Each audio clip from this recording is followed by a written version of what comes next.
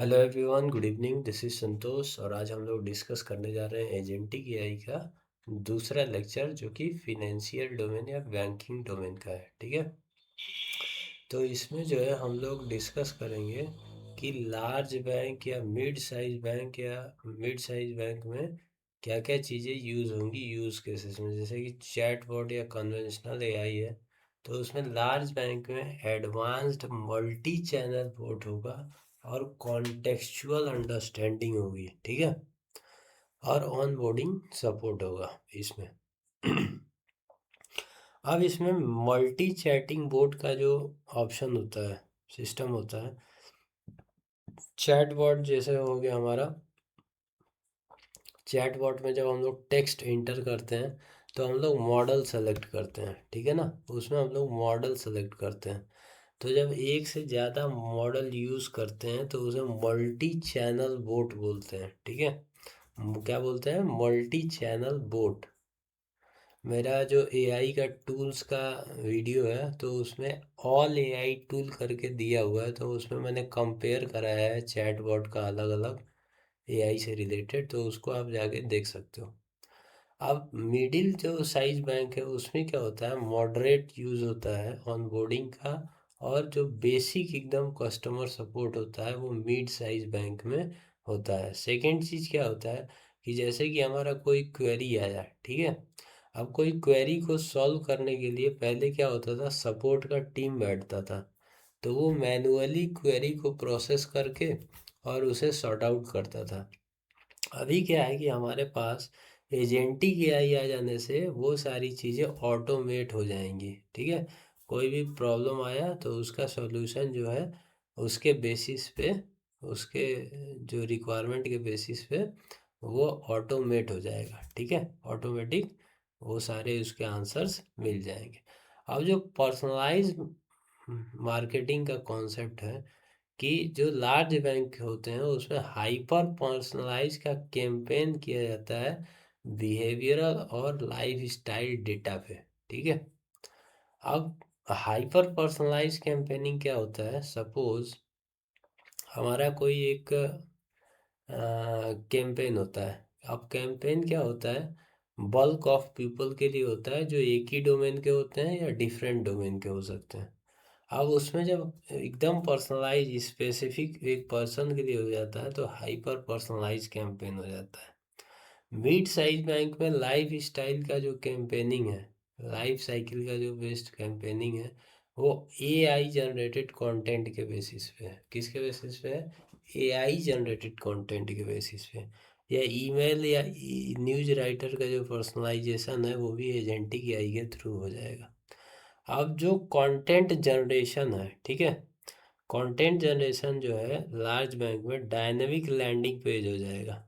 Dynamic landing page क्या होता है, कोई भी पेज जैसे कि हम हिट करते हैं कोई भी वेबसाइट, सपोज हमने HDFC.com हिट किया तो पहला पेज आता है, उसे होम पेज या लैंडिंग पेज कहते हैं। क्या बोलते हैं? होम पेज या लैंडिंग पेज कहते हैं। इसको मैं थोड़ा एक्सप्लेन कर देता हूँ कि ये कंटेंट जनरेशन में स्टैटिक और डायनामिक जो पेजेस होते हैं वो मैं पेंट के थ्रू एक्सप्लेन कर देता हूँ। ठीक है, किसके थ्रू? पेंट के थ्रू। तो सबसे पहले जो हमारे पेजेस होते हैं वो दो तरह के होते हैं। कितने तरह के होते हैं? दो तरह के। पेजेस कितने तरह के होते हैं? दो तरह के। एक ये हमारा हो गया स्टैटिक पेज। कैसा पेज है? Static page. और ये मान लीजिए हमारा हो गया डायनामिक पेज।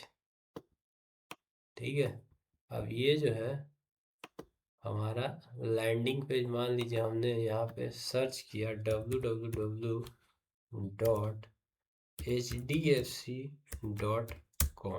ठीक है, तो ये जो फर्स्ट पेज जो आएगा उसे हम लोग क्या कहते हैं? होम पेज या लैंडिंग पेज। वो क्या हमारा कहलाता है? होम पेज कहलाएगा या लैंडिंग पेज कहलाएगा? होम पेज या लैंडिंग पेज कहलाएगा। लैंडिंग पेज कहलाएगा, होम पेज या लैंडिंग पेज कहलाएगा। अब मान लीजिए हमने ये लैंडिंग पेज आ गया। अब इसका जो कंटेंट है,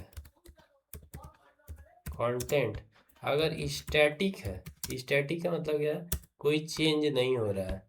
फॉर रिक्वेस्ट, जैसे हमने रिक्वेस्ट यहाँ पे हिट किया hdfc.com पे, तो चाहे रिक्वेस्ट कोई भी हो, ठीक है, चाहे रिक्वेस्ट कोई भी हो, इसका जो कंटेंट है चेंज नहीं हो रहा है।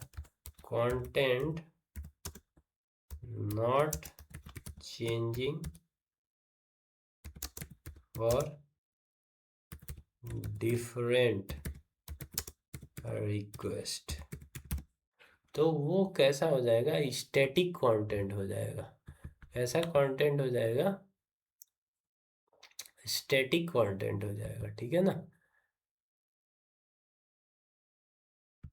सजेशन नहीं आ रहा है, ठीक है। ईच रिक्वेस्ट के लिए जैसे हमने ये हिट किया www.hdfc.com, सारे रिक्वेस्ट के लिए एक ही पेज आ रहा है। तो ऐसे पेज को हम लोग क्या करते हैं, स्टैटिक पेज बोलते हैं, और ऐसे कंटेंट को स्टैटिक कंटेंट बोलते हैं। ये पेज हमारा कैसा हो जाएगा, स्टैटिक पेज। स्टैटिक पेज क्या हो गया, स्टैटिक पेज। अब ईच रिक्वेस्ट के लिए हमारा जो कंटेंट है चेंज होता है। अगर कंटेंट चेंज होता है फॉर रिक्वेस्ट, तो ऐसे पेज को हम लोग डायनामिक पेज बोलते हैं। क्या बोलते हैं, डायनामिक पेज। और ऐसे कंटेंट को डायनामिक कंटेंट बोलते हैं, डायनामिक कंटेंट बोलते हैं, ठीक है। रिक्वेस्ट, पर रिक्वेस्ट पे ये सारी चीज़ें होती हैं, ठीक है। तो ये हमारा क्या है, ये बेसिक बेसिक डिफरेंस है स्टैटिक कंटेंट, स्टैटिक पेज, और डायनेमिक कंटेंट और डायनेमिक पेज के लिए। फिर से हम अपने स्लाइड पे आ जाते हैं, ठीक है। फिर से हम लोग अपने स्लाइड पे आ जाते हैं। अब इसमें क्या होता है, सपोर्ट कंटेंट और ऑटो जनरेटेड रिप्लाई जो होता है, या वेबसाइट कंटेंट जो होता है, उसमें हम कंटेंट जनरेशन में वेबसाइट कंटेंट जब क्रिएट करते हैं तो FAQ से रिलेटेड और सोशल मीडिया पोस्ट का भी वेबसाइट के कंटेंट में इम्बेड कर सकते हैं, लगा सकते हैं। आप लोगों ने देखा होगा जब कंटेंट पेज हम लोग बनाते हैं तो उसमें सोशल मीडिया का पोस्ट वगैरह भी रहता है, ठीक है। अब कस्टमर फीडबैक का एनालिसिस कैसे होगा, रियल टाइम सेंटिमेंट पे इमोशनल ट्रैकिंग होगा।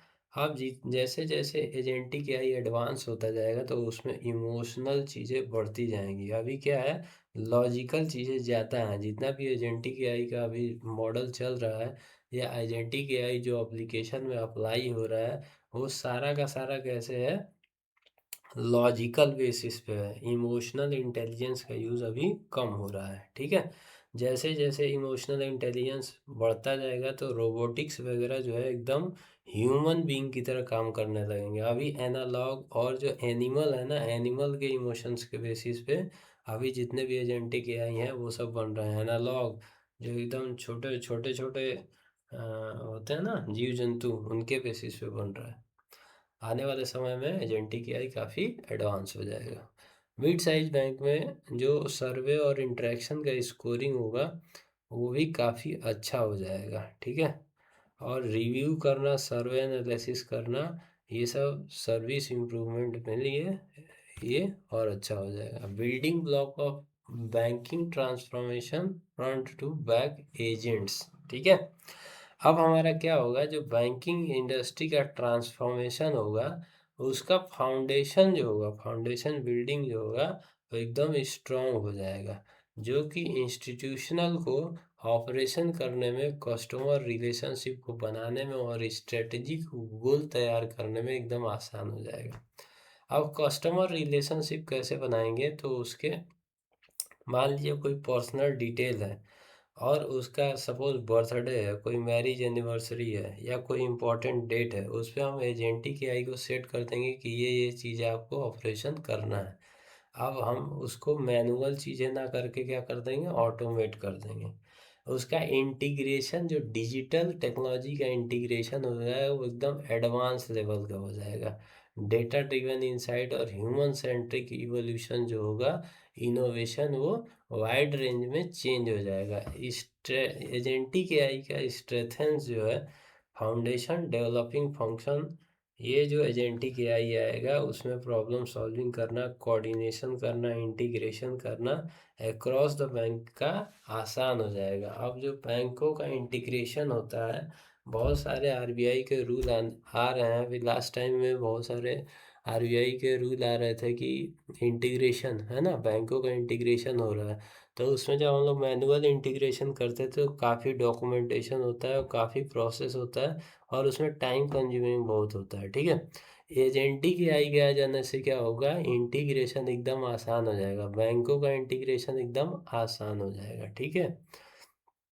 अब जो बैंकिंग इन्वायरमेंट होगा एकदम नीट एंड क्लियर होगा, ठीक है। कस्टमर फेसिंग रिस्क और सपोर्ट फंक्शन एकदम अच्छा हो जाएगा। अब जो हमारे ऑफिस में चीज़ें होती हैं, वो फ्रंट ऑफिस होता है, मिडिल ऑफिस होता है और बैक ऑफिस होता है। फ्रंट ऑफिस में जैसे कि आप, फ्रंट ऑफिस का मतलब क्या हुआ, जैसे आप कोई कस्टमर बैंक के अंदर गया तो सबसे पहले जो चीज़ों को फेस करता है उन्हें हम लोग फ्रंट ऑफिस कहते हैं। जैसे कि कोई, आप जाओगे बैंक में तो सबसे पहले क्या होगा, आपको हेल्प डेस्क मिलता है। कस्टमर जब वहाँ पे क्या होता है, कोई भी इशू होता है तो कस्टमर का सर्विस वहाँ पे प्रोवाइड किया जाता है। कस्टमर को क्या इशू है, ये सारी चीज़ें बताई जाती हैं, यहाँ यहाँ पे आपको ये दिक्कत है तो यहाँ यहाँ पे आप जा सकते हैं। सेकंड चीज़ क्या है कि फ्रंट ऑफिस में हमारे सेल्स और मार्केटिंग के लोग बैठे रहते हैं। मार्केटिंग के लोग क्या करते रहते हैं, जैसे कि अभी क्या है कि बैंकिंग एकदम आसान हो गया। अपना अकाउंट आपको खोलना है, आप सीधे कॉल करो बैंक में, बैंक रिप्रेजेंटेटिव आपको आ जाएंगे, सेल्स और मार्केटिंग का टीम आ जाएगा, आपको एक एक चीज़ बताएगा, ठीक है। आपको क्या करेगा, एक एक चीज़ बता के देगा। अब रिलेशनशिप मैनेजमेंट होता है, रिलेशनशिप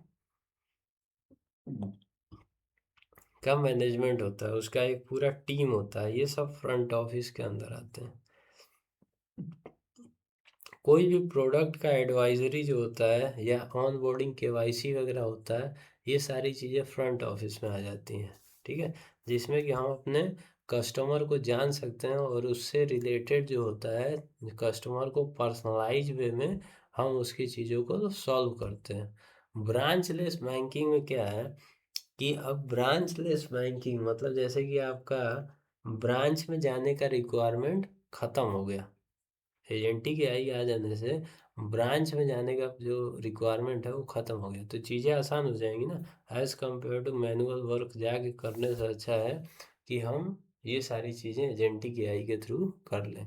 अब मिडिल ऑफिस में क्या होता है कि हमारा रिस्क कॉम्प्लियंस और डिसीजन सपोर्ट होता है, तो उसके लिए रिस्क मैनेजमेंट होता है, तो उसके लिए इन्वेस्टमेंट का रिसर्च होता है, ठीक है। मिडिल ऑफिस में हमारा कहाँ कहाँ पे किस फील्ड में, सपोज एग्रीकल्चर में हमको इतने पैसे देने हैं, इन्वेस्ट करना है ना। स्टार्टअप में हमको इतना इन्वेस्ट करना है, एजुकेशन सेक्टर में या होम लोन पे इतना इन्वेस्टमेंट करना है। इसका पूरा का रिसर्च टीम बैठता है, मिडिल ऑफिस बोलते हैं उसको। कॉम्प्लियंस और जो लीगल लीगल होता है ना, कि सपोज हमने कोई एक गाड़ी दिया, गाड़ी पे हमने फिनेंस कराया, अब गाड़ी का जो है वो चार्ज नहीं आ रहा है, तो उसका एक लीगल प्रोसेस होता है ना गाड़ी को लेने का, ठीक है। तो ये सारी चीज़ें हमारा मिडिल ऑफिस में तय होती हैं और ये सब चीज़ें हमारी क्या हैं, मिडिल ऑफिस के पार्ट है। ट्रेजरी और लिक्विडिटी और ईएसजी और रेगुलेटरी जो रिपोर्टिंग होता है, ये सब भी मिडिल ऑफिस के अंदर ही आता है। बैक ऑफिस में हमारा ऑपरेशन और टेक्नोलॉजी होता है, जैसे कि हमारा कोई भी टेक्नोलॉजी से रिलेटेड या सपोर्ट से रिलेटेड कोई टीम हो गया, वो कहाँ क्या कहलाएगा, बैक ऑफिस कहलाएगा। जैसे कि आईटी की टीम, अब कोई भी सॉफ्टवेयर बनाना है या सर्वर है, सर्वर का इशू आ गया, नहीं बोलते कि सर्वर डाउन हो गया है, सर्वर स्लो चल रहा है, तो हमारे पास सपोज 5 सर्वर हैं। इसको मैं थोड़ा एक्सप्लेन कर देता हूँ, ठीक है। पेंट का फिर से यूज़ करते हैं, ठीक है। सपोज हमारे पास आईटी का यहाँ पे टीम है। किसका टीम है? आईटी का।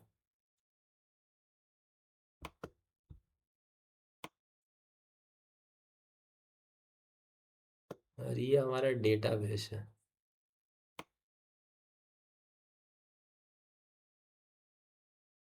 हमारे पास क्लस्टर करके मैंने एक डेटाबेस को 4-5 पार्ट में डिवाइड कर दिया है। क्या कर दिया? क्लस्टरिंग कर दिया है डेटाबेस। अब ये चीज़ को हैंडल करना एकदम आसान हो जाएगा, ठीक है ना। क्या हो जाएगा? आसान हो जाएगा। जैसे कि हमने क्या किया, ये हमने डेटाबेस को डिजाइन कर दिया।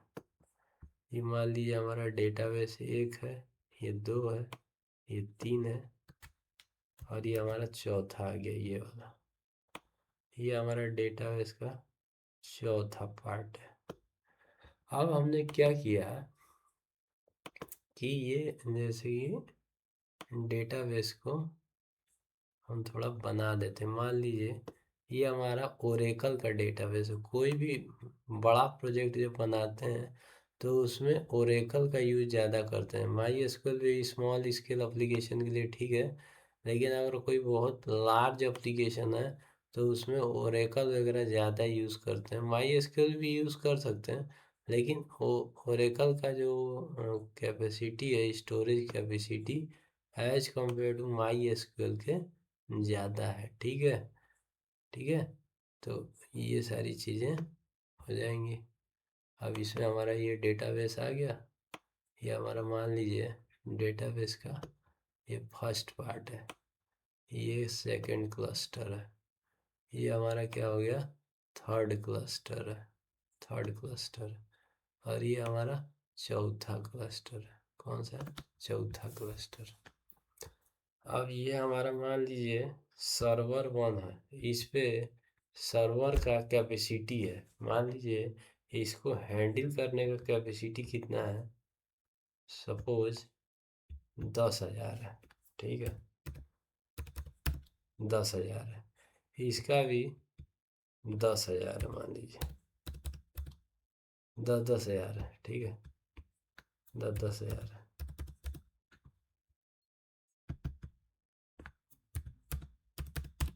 10,000 है, ठीक है। अब क्या है कि जैसे ही 10,000 इस पे पूरा होगा, अब 10,000 एक हो जाएगा, तो ये सर्वर जो क्लस्टरिंग सर्वर की गई है डेटाबेस की, ये क्या हो जाएगा? स्लो होने लगेगा। तो हम ट्रैफिक इस पे डाल देंगे, और इस पे जब भी भर जाएगा इन दोनों पे तो ट्रैफिक इस पे डाल देंगे, तब तक ये इन दोनों में से कोई एक खाली हो जाएगा। तो इस तरह से स्विचिंग होता रहता है रिक्वेस्ट का, ठीक है। और जो है सर्वर जो है हम लोग रीस्टार्ट करते रहते हैं, ताकि उसमें जो है ज़्यादा बर्डन ना हो, ठीक है। कोई भी बर्डन होता है तो रीस्टार्ट कर सकते हैं, ठीक है। तो ये सारी चीज़ें हमारी क्या हैं, इसमें मैनेज होती हैं। एजेंटिक एआई आ जाने से ये सारी चीज़ें ऑटोमेट हो जाएंगी। हमें मैनुअली जाके सर्वर को रीस्टार्ट नहीं करना पड़ेगा बार बार, ठीक है। तो डेटा मैनेजमेंट का टीम होगा, आईटी और इंजीनियरिंग का टीम जो होगा, हम लोगों ने डिस्कस किया। फिनेंस और स्ट्रेटजी का टीम होगा। मान लीजिए कोई भी फिनेंशियल इशू आता है कि हमको इस टीम के लिए सपोज 1 करोड़ रुपए चाहिए, ऑपरेशन टीम के लिए 2 करोड़ रुपए चाहिए, एचआर के लिए हमें मान लीजिए ये 50 लाख चाहिए, ठीक है। डेटा मैनेजमेंट के लिए 50 लाख चाहिए, तो सारा डिसीजन कौन लेगा? फिनेंस टीम, ठीक है। ऑडिट का टीम होता है, ऑडिट करता है कि इतने साल में, इतने दिन में, इतने तिमाही में या इतने छमाही में कितना कितना कंपनी का प्रॉफिट हुआ, कितना लॉस हुआ, कितना पैसा आया, कितना बैंक को प्रॉफिट हुआ, कितना पैसा बैंक से बाहर गया, ठीक है। ये सारी चीज़ें ऑडिट में डिस्कस होती है, जो कि बैक एंड ऑफिस का जो बैक टीम होता है उसका पार्ट होता है, ठीक है। तो ये हमारा जो कोर बैंकिंग का फंक्शनैलिटी है कि इसमें फ्रंट और मिडिल और बैक ऑफिस में क्या क्या चीज़ें होती हैं और उसमें एजेंटिक एआई आ जाने से क्या क्या फ़ायदा होगा, किस तरह से चीज़ें ऑटोमेट हो जाएंगी, किस तरह से एक दूसरे टीम का जो कोऑर्डिनेशन होगा वो एकदम आसान हो जाएगा। ठीक है, मैनुअल काम नहीं करना पड़ेगा। तो कोर जो एजेंटिक एआई का कैपेसिटी है वो बढ़ जाएगा, वर्क फ्लो का जो रिलायबिलिटी है वर्क फ्लो बढ़ जाएगा, ऑडिटेबल हो जाएगा, वैल्यू प्रोडक्शन बैंक का बढ़ जाएगा। ठीक है, तो ये सारी चीज़ें हमारी सेफ्टी वगैरह एकदम अच्छा हो जाएगा, सेफ्टी की फंक्शनैलिटी एकदम अच्छी हो जाएगी। ठीक है, तो ये सारे बेनिफिट होंगे एजेंटिक एआई के आ जाने से। अब building A foundation with data. अब हमें कोई भी फाउंडेशन नींव रखना है तो हम क्या करते हैं, उसका सबसे पहले बेस बनाते हैं। उसी तरह से अगर हमें डेटा का फाउंडेशन रखना है, बिल्डिंग बनाना है डेटा का, बैंक के लिए उसका इंफ्रास्ट्रक्चर के बाद बिल्डिंग बनाने के लिए डेटा, कस्टमर सेंट्रिक बनाने के लिए डेटा सबसे इम्पोर्टेंट होता है। ठीक है, बैंक का डेटा सबसे एक्सपेंसिव होता है, महंगा होता है, क्योंकि कॉस्टली होता है। एक बार कस्टमर का रिकॉर्ड चला गया तो फिर काफ़ी चीज़ें दिक्कत हो जाती हैं। इसीलिए क्वालिटी ऑफ डेटा एकदम अच्छा होना चाहिए, इसका सिक्योरिटी हाई होना चाहिए, उसका बैकअप रखना चाहिए। ठीक है, डेटा का डेली बैकअप होना चाहिए। मान लीजिए कोई डेटा लॉस हो गया तो आप बैकअप चला सकते हो। इसलिए जितने भी बड़ी बड़ी कंपनियां होती हैं वो बैकअप रखती हैं। सपोज़ ये हमारा डेटाबेस हो गया, ये मैं फिर से एक बार पेंट में थोड़ा बता देता हूँ। ये हमारा डेटाबेस है। अब ये रिक्वेस्ट की बात नहीं है, अब ये हमारा है बैकअप की बात। ठीक है, अब मान लीजिए डेट में, आज का डेट है 30 तारीख। ठीक है, 30/4/2026 का मैंने क्या किया, बैकअप रखा है। इसमें 31 तारीख को या 1 तारीख को, 1/5 को मैंने क्या किया, एक नया रिकॉर्ड रखा अपने नाम से। मान लीजिए हमने संतोष के नाम से एक नया रिकॉर्ड बनाया बैंकिंग का, जिसमें संतोष का नाम होगा। ठीक है, ईमेल एड्रेस होगा, ईमेल एड्रेस और फ़ोन नंबर होगा। ठीक है, ये सारा डिटेल होगा, फ़ोन नंबर होगा, एड्रेस होगा, ये सारी चीज़ें होंगी इसमें। अब 1 तारीख का हमारा ये रिकॉर्ड आ गया। अब मान लीजिए ये एक रिकॉर्ड है, तो 1 तारीख का जो डेटा है अब अपडेट हो गया ना, इसमें एक रिकॉर्ड और आ गया। इसका हमने बैकअप नहीं रखा और इशू आ गया और 30 तारीख का बैकअप है, तो ये डाटा क्या हो जाएगा, इरेज हो जाएगा, ख़त्म हो जाएगा। अब मान लीजिए ये तो एक है तो चल जाएगा, लेकिन अगर मान लीजिए 1 लाख रिकॉर्ड है, कितना रिकॉर्ड है, 1 लाख रिकॉर्ड्स, और हमने इसका बैकअप नहीं लिया। ठीक है, तो 1 लाख का 1 लाख रिकॉर्ड वैनिश हो जाएगा, ख़त्म हो जाएगा। ठीक है, तो इसीलिए डेटाबेस का बैकअप रखा जाता है, जिसे हम लोग क्या बोलते हैं, डेटाबेस बैकअप बोलते हैं, बैकअप बोलते हैं। ठीक है, डेटाबेस का बैकअप। और ये मोस्टली जितने भी एमएनसी कंपनियां हैं ये हर दिन का डेली का रिकॉर्ड रखती हैं, डेली का रिकॉर्ड रखती हैं। ठीक है, तो इसे हम लोग क्या बोलते हैं, डेटा का बैकअप रखना। इससे हमारा बेनिफिट क्या होता है, डेटा लॉस नहीं होता है। अब जो दूसरी चीज़ है एजेंटिक एआई का, कि एक्यूरेसी। ठीक है, अब एक्यूरेसी क्या है कि कोई भी काम जब हम करते हैं तो उसका एक्यूरेसी होना चाहिए। एक्यूरेसी मतलब उसमें एकदम एरर जीरो मात्र होना चाहिए। कितना होना चाहिए, जीरो, शून्य, है ना। तो ये काम एजेंटिक एआई 24/7 ह्यूमन एरर के बिना कर सकता है। ह्यूमन एरर कर सकता है लेकिन एजेंटिक एआई एरर नहीं करेगा।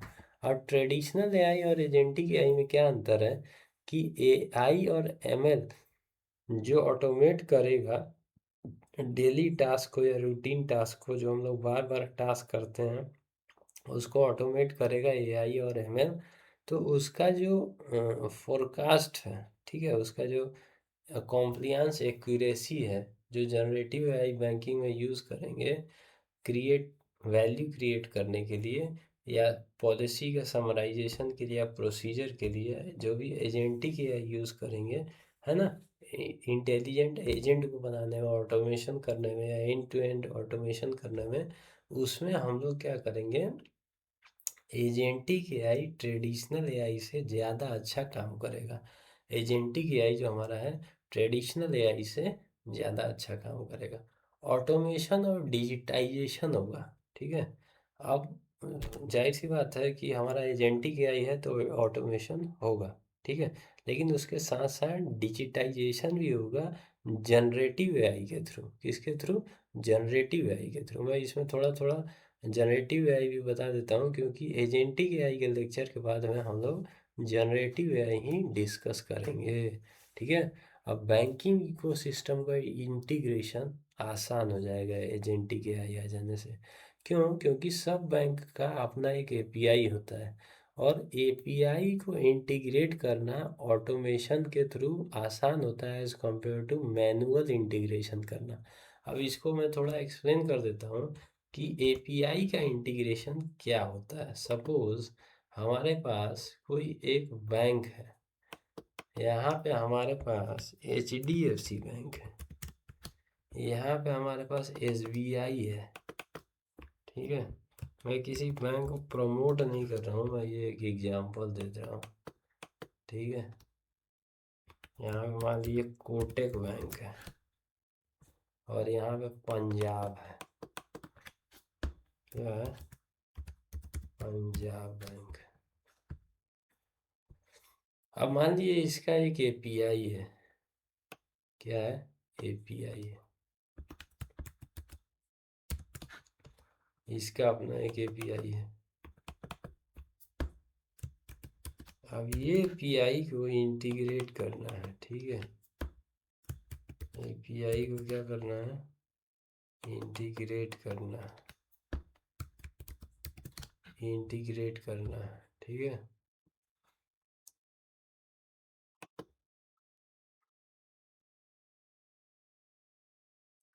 एक दूसरे से इसका इंटीग्रेशन करना है ना, इंटीग्रेशन करना है एपीआई का।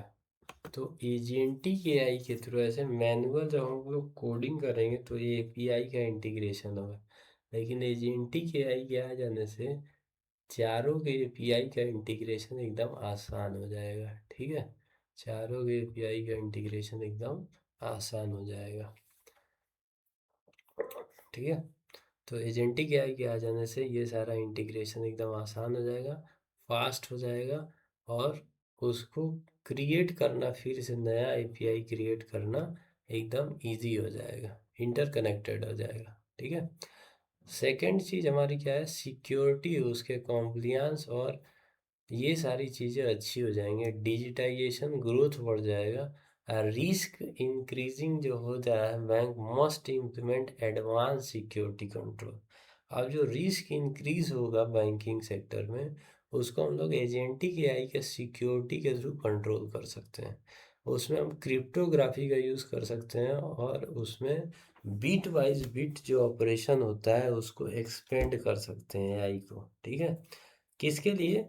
कस्टमर के ट्रस्ट को बिल्ड करने के लिए। जितना सिक्योरिटी अच्छा होगा, बैंक में फ्रॉड उतना कम होगा। लोग कहते हैं ना कि हमारा बैंक से पैसा गुल हो गया, कोई हमारा ओटीपी मांग लिया और हमारा पैसा जो है चला गया। अब एजेंटिक एआई के आ जाने से ये सारी चीज़ें ख़त्म हो जाएंगी, ठीक है, ज़ीरो हो जाएंगी, एथिकली गवर्न हो जाएंगी। कस्टमर सेंट्रिक डिज़ाइन में हमारा क्या होगा कि डिजिटल एक्सपेरिमेंट जो होगा वो ट्रांसफॉर्मेशन हो जाएगा उसका। एजेंटिक एआई जो है वो बैंकों को प्रेडिक्ट करेगा, उनकी ज़रूरतों को, कस्टमर की ज़रूरतों को, और उनको हेल्प करेगा, ठीक है। एक सपोज किसी को प्रॉब्लम आया तो रिलेवेंट एडवाइस देगा कि इस तरह से हम अगर ये करेंगे तो ये सारी चीज़ें हमको इशू नहीं आएंगी। तो ये सारे फायदे होंगे किसके आ जाने से? एजेंटिक एआई के आ जाने से। अब agentic AI use case in banking across front, middle और बैक ऑफिस, ये हम लोगों ने डिस्कस किया है ना, कि फ्रंट ऑफिस में क्या क्या होगा, मिडिल ऑफिस में क्या होगा और बैक ऑफिस में क्या होगा, ठीक है। फ्रंट ऑफिस में जैसे कि हम लोग हैं तो कस्टमर का फीडबैक वगैरह पूछा जाएगा, केवाईसी वगैरह से रिलेटेड चीज़ें पूछी जाएंगी। मिडिल ऑफिस में जो हमारा ऑपरेशनल चीज़ें होंगी, ठीक है।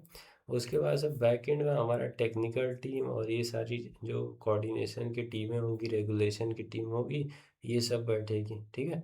तो एआई के ऑटोमेशन से हमारा क्या होगा, चीज़ें एकदम इजी हो जाएंगी, ठीक है। सर्विस हमारा एकदम अच्छा हो जाएगा और फ्रॉड डिटेक्शन इजी हो जाएगा सॉफ्टवेयर के थ्रू, ठीक है, सॉफ्टवेयर के थ्रू।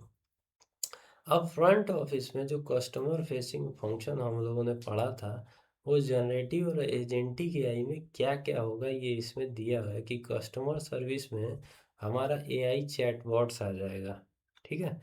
वर्चुअल असिस्टेंट आ जाएगा। वर्चुअल असिस्टेंट क्या करेगा, दूसरे कस्टमर को हेल्प करेगा कोई भी चीज़ करने में या बताने में, ठीक है। तो ये सारी सर्विसेज इजी हो जाएंगी। सेल्स और मार्केटिंग टीम पर्सनलाइज कैंपेन करेंगी, कंटेंट का जनरेशन करेंगी और लीड को स्कोर करेंगे, ठीक है। रिलेशनशिप मैनेजर का काम क्या होगा, एआई जनरेटेड मीटिंग नोट्स वगैरह बनाना, ठीक है। एआई जनरेटेड क्लाइंट्स का, क्लाइंट से रिलेटेड चीज़ों को करना आसान हो जाएगा, ठीक है। पर्सनलाइज फाइनेंशियल एडवाइस देना और इन्वेस्टमेंट रिकमेंडेशन करना प्रोडक्ट एडवाइजरी के थ्रू इजी हो जाएगा। केवाईसी वगैरह का जो फीलिंग वगैरह होता है इंटेलिजेंट तरीके से होगा और वेरिफिकेशन भी अच्छा हो जाएगा। ब्रांच लेस बैंकिंग हो जाएगा, ठीक है। कैसा बैंकिंग हो जाएगा, branch less banking. Middle office में हमारा क्या क्या चीज़ें आ जाएंगी, रिस्क मैनेजमेंट आ जाएगा जिसमें कि हमारा क्या होगा, स्ट्रेस टेस्टिंग होगा, सिनारियो सिमुलेशन होगा, ठीक है। ये सारी चीज़ें हमारा इन्वेस्टमेंट के रिसर्च में हमारा डेप्थ रिसर्च आ जाएगा, मार्केट का सेंटीमेंट का एनालिसिस कितना है ये सब आ जाएगा, ट्रेजरी क्रेडिट रिस्क, ये सारी चीज़ें हमारा क्या होगा, डॉक्यूमेंट का एनालिसिस करना, फोरकास्टिंग करना, प्लानिंग करना, मार्केट का इंटेलिजेंस टेस्ट करना, ये सारी चीज़ें एजेंटिक एआई के आ जाने से आसान हो जाएगी, ठीक है। रेगुलेटरी का भी चीज़ें आसान हो जाएंगी। बैक ऑफिस में हमारे जैसे हम लोगों ने डिस्कस किया था लास्ट स्लाइड में कि आईटी और इंजीनियरिंग रिलेटेड जो कोड जनरेशन होगा या एपीआई का डॉक्यूमेंटेशन और उसका इंटीग्रेशन होगा, एपीआई के डिफरेंट डिफरेंट बैंकों का इंटीग्रेशन होगा, हेल्प डेस्क का जो ऑटोमेशन होगा, ये सारी चीज़ें हमारा बैक ऑफिस में आ जाएंगी। या एचआर और टैलेंट मैनेजमेंट जो होगा, रेज्यूम का स्क्रीनिंग, मान लीजिए 1 लाख रेज्यूम है हमारे पास और बैंकिंग से रिलेटेड उसमें सिर्फ 10 लोग हैं, बाकी लोग सब बेकार हैं, तो उसका स्क्रीनिंग करना एकदम आसान हो जाएगा। इंटरव्यू का जो समराइजेशन होता है, इंटरव्यू से हमें 10 क्वेश्चन बैंकिंग के पूछने हैं या पॉलिसी का ड्राफ्टिंग बनाना है तो सब इजी हो जाएगा एजेंटिक एआई के आ जाने से। फाइनेंशियल और स्ट्रेटजी जो होता है, बोर्ड रिपोर्ट तैयार करना, फाइनेंशियल फोरकास्टिंग करना, स्ट्रेटेजिक मॉडलिंग करना, ये सब चीज़ें हमारी क्या हो जाएंगी, एजेंटिक एआई के आ जाने से एकदम ऑटोमेट हो जाएंगी, ठीक है। तो ये सब ऑडिट वगैरह या डेटा मैनेजमेंट करना, डेटा का क्वालिटी का इम्प्रूवमेंट करना, ठीक है, कोई भी एनामॉली डिटेक्शन करना या उसका ऑडिट करना, ये सब चीज़ें आसान हो जाएंगी। तो KPI to measure the outcome of agentic AI in banking. अब बैंकिंग का जो रेगुलेशन इंडस्ट्री है एकदम सबसे हाईली रेगुलेटेड इंडस्ट्री है, जिसमें कि सबसे कम से कम फ्रॉड होता है। वो कहीं कहीं पे हमारा कुछ चीज़ें आ जाते हैं, वो सारे चीज़ों में अपवाद रहता ही है, ठीक है। कितना भी उसका मॉनिटरिंग करेंगे तो थोड़ा बहुत डिच आ जाता है, लेकिन एजेंटिक एआई के आ जाने से ये सारी चीज़ें हट जाएंगी, उसका ऑपरेशन रिस्क वगैरह, कस्टमर एक्सपीरियंस एकदम अच्छा हो जाएगा। बैंक और फाइनेंशियल इंस्टीट्यूशन का जो ट्रैकिंग रिकॉर्ड होगा एकदम प्रॉपर हो जाएगा और उसका जो सेफ गार्ड है, ठीक है, उसका पोटेंशियल जो रिस्क है वो सब चीज़ें सही हो जाएंगी, उसका रेगुलेशन, उसका सिक्योरिटी, ये सारी चीज़ें एकदम अच्छी हो जाएंगी, अप टू डेट हो जाएंगे। बिजनेस इम्पैक्ट क्या पड़ेगा, एजेंटिक एआई के आ जाने से रिवेन्यू ग्रोथ बढ़ जाएगा, ठीक है। एजेंटिक एआई के आ जाने से बिजनेस अच्छा हो जाएगा बैंकों का, ठीक है। नए नए प्रोडक्ट का लॉन्चिंग का स्पीड बढ़ जाएगा, क्यों बढ़ जाएगा, हमारे पास 10 प्रॉब्लम आया, ठीक है, 10 प्रॉब्लम आया, तो उसको हम सॉल्व करेंगे एजेंटिक एआई के थ्रू, एआई ड्रिवन डिज़ाइन के थ्रू। अब वो हर प्रोडक्ट का जो नेक्स्ट वर्जन आएगा, उसमें वो सारी चीज़ें सॉर्ट आउट करके जब हम प्रोडक्शन पे, पायलट से प्रोडक्शन में जब जाएंगे, तो सारी चीज़ें एकदम आसान हो जाएंगी। ठीक है, तो ये सारी चीज़ें हो जाएंगी, ऑपरेशनल एफिशिएंसी बढ़ेगी। ऑपरेशन एफिशिएंसी कैसे बढ़ेगी?